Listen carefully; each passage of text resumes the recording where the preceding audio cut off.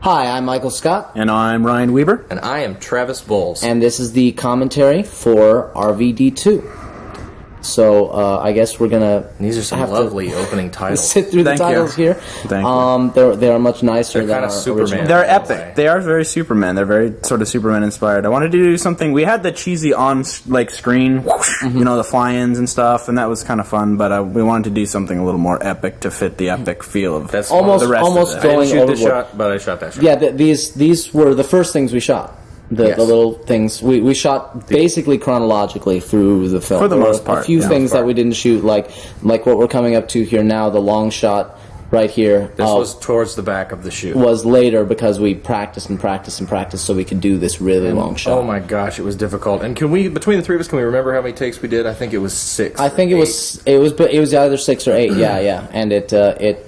You know, there was nothing catastrophic. There was nothing really funny about the flubs. It was just we got a steady cam for RvD2, and we pretty much only used it for the shot. Glide cam. It was glide cam. Excuse me. Yeah. Glide cam. The rest of it was pretty. We like the handheld look, and the glide cam itself is not as stable as a steady cam, so it's still got kind of the handheld feel, but it is also smoother. A lovely float that was extremely important for that shot because there's so much going on, and I'm so close to these sticks whirling around this $4,000 camera that I had to be sharp. We got the camera got hit. I'll point it out. I'll point out the shot where the camera got hit, but it got hit and knocked off the little infrared. You can see us talking about it a little bit in the documentary. If you you can flip over to that. That's true. But so I'm super proud of this one coming up. Love shot this, here? and yeah. we talk about how I used.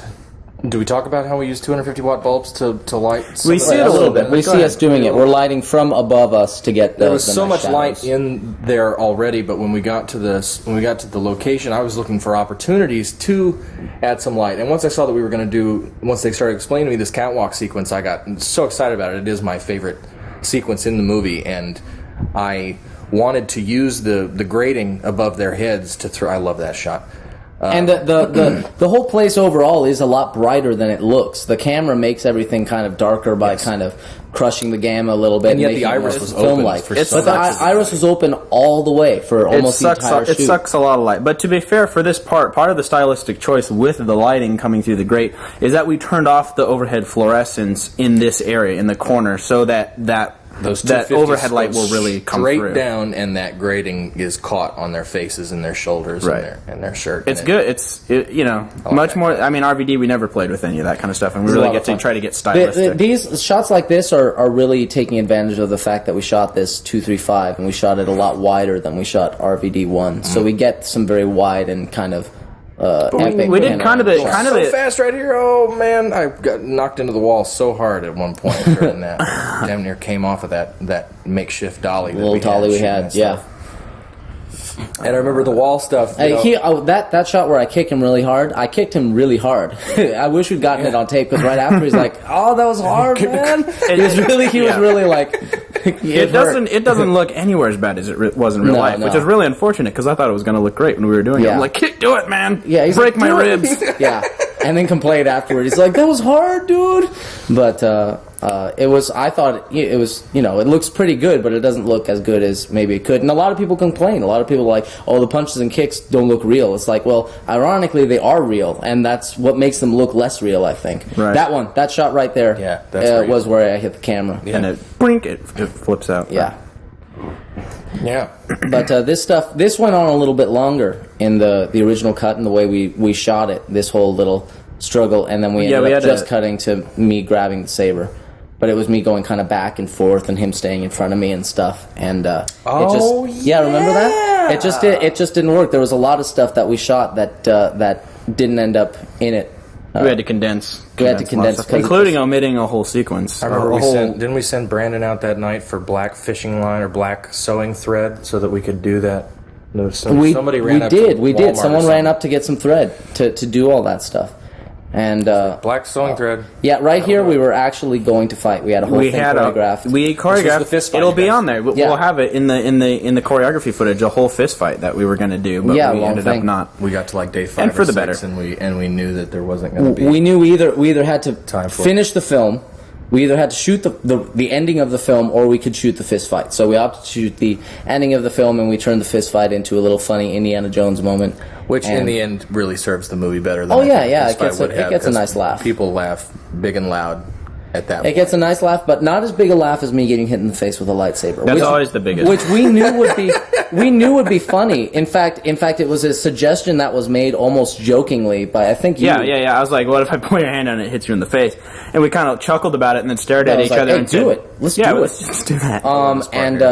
But we knew it was funny, but we had no idea it was the funniest thing in this movie. I love this. Big laughs. There's some big stuff going on there with some subtle pushes into their faces that went people, a long this flip, way. we did that like 20 times, and we really did that. It's and real. So few people don't notice it. It seems like it goes by. So you never quick. hear a reaction or anything right to this. This shot took a lot of takes. That's my favorite shot of the movie.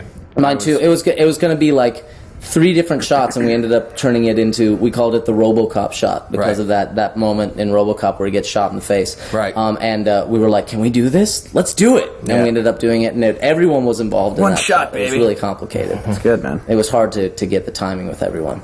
Laying on my back on one of those wooden pallets of splinters poking into my shoulder. I had to. Now this on the floor was tough because I had to look up at him without giving myself a double chin too much. Right. Which didn't work. I still look kind of fat while I'm on the ground, but what are you gonna do? Yeah. I love this. I remember asking you guys. Oh yeah, we had. Yes, go ahead, Travis. When we got there, I remember asking him. I'd never worked on a film. Even my film had some effects in it, but nothing anywhere near the scale of this. And I was like, "So what happens at the end of this movie?"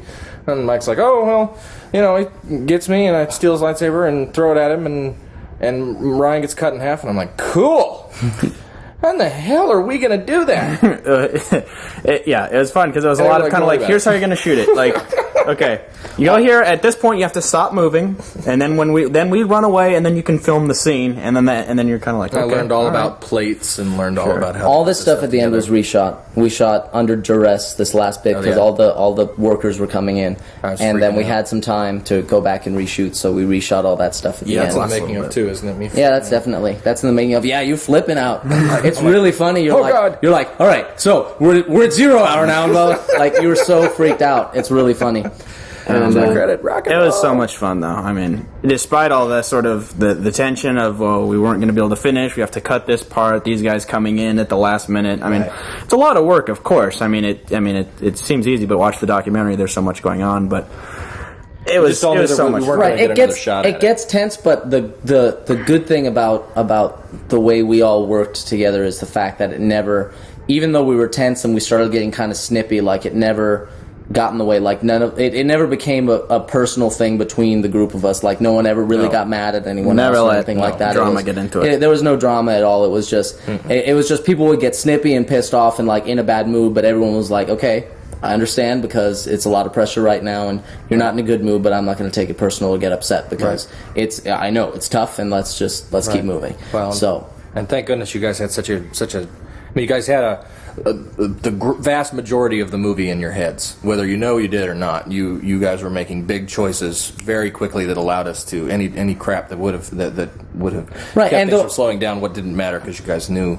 Well, and the way we're shooting allows us to be very we know to just keep moving and it's very important. Make a decision immediately. If it turns out to be the wrong one, we have time to change it. But the more time we spend standing around and not making decisions, the less time we have. Most of the time, I think one good thing about the way that we work together is we're usually on the same page. Right. Usually we have the same ideas, even if we don't talk about them. I'm sure you saw that, Travis, where it's kind of okay, how are we going to do this? And we're both kind of over here, looking down. Yeah, you finish each other's sentences when it's really rocking. The good thing about shooting digital and all this stuff and how quick we can work is that when we do disagree, we usually can just shoot it both ways. We usually just do it both ways and figure it out later. Well, and you shot on this HVX, which I had never shot on before this project, and you're able to do a take and in 2 button presses in 5 seconds watch that take, and everybody can gather around and watch that take, and it changes everything, and it made every one of these shots A+ because we were able to do a take, talk about what we didn't like, and then change it. We were honing it in every time. I mean, every time we would look at those and say, "Ooh, you know what? Let's just do this." Ooh, I think we got a lot still left to talk about, so we're gonna go through this again. I think we're gonna do just a quick second commentary because this is a really short movie, and